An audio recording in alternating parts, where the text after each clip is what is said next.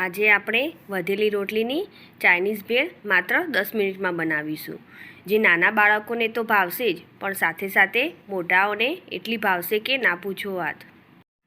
વધેલી રોટલીની ચાઇનીઝ ભેળ બનાવવા માટે બપોરની વધેલી મેં અહીં 2 રોટલી લીધી છે. તેને આપણે કાતરની મદદથી 2 ભાગ કરી લઈશું અને તેના આ રીતે નાના કટ કરી લઈશું. આ રીતે બંને રોટલીને આપણે કટ કરી લઈશું.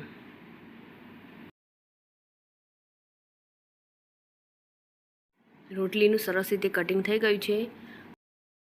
હવે એક વાસણમાં 4 ચમચી જેટલું તેલ લઈશું અને તેમાં આપણે જે કટિંગ કરી હતી રોટલીને તેને તળી લઈશું. ક્રિસ્પી થઈ જાય ત્યાં સુધી આપણે તેને તળીશું.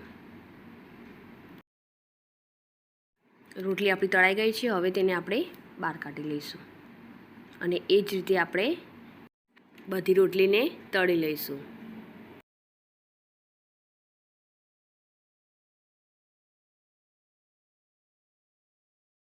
આ રીતે મેં બધી રોટલીને તળી લીધી છે. હવે એ જ વાસણમાં આપણે વાટેલા આદુ લસણ મરચાંને એડ કરીશું અને થોડા સાંતળી લઈશું. તેમાં આપણે ડુંગળી એડ કરીશું. તેને પણ આપણે થોડી સાંતળી લઈશું.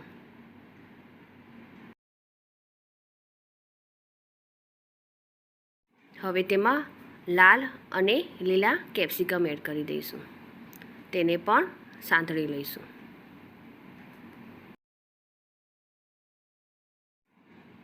તેમાં સ્વાદ પ્રમાણે મીઠું એડ કરીશું. મીઠું વેજીટેબલના પૂરતું જ આપણે એડ કરીશું, કારણ કે રોટલીમાં મીઠું એડ કરેલું છે. હવે તેમાં સોયા સોસ એડ કરીશું ને રેડ ચીલી સોસ એડ કરીશું. પછી તેમાં ગ્રીન ચીલી સોસ એડ કરીશું અને ટામેટો સોસ એડ કરીશું. હવે બધાને સરસ રીતે મિક્સ કરી લઈશું. હવે તેને આપણે વધારે કૂક કરવાનું નથી. હવે તેમાં આપણે જે તળી હતી રોટલી તેને આપણે એડ કરી દઈશું.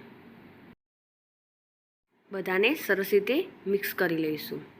આ રોટલીને આપણે ન તળીએ તો પણ ચાલે, પણ તળવાથી તેનો સ્વાદ બહુ જ મસ્ત આવે છે અને ક્રિસ્પી લાગે છે. તો આપણા ચાઇનીઝ નૂડલ્સ તૈયાર થઈ ગયા છે. તો હવે આપણે તેને સર્વ કરીશું. તો તૈયાર છે ચાઇનીઝ નૂડલ્સ. મારી આ રેસીપી ગમી હોય તો લાઈક કરી અને શેર કરજો. સાથે જ મારી ચેનલ સબસ્ક્રાઈબ કરી બાજુ આપેલ બેલ આઇકોન પ્રેસ કરી દેજો, જેથી નવી રેસીપીના અપડેટ તમને તરત મળશે.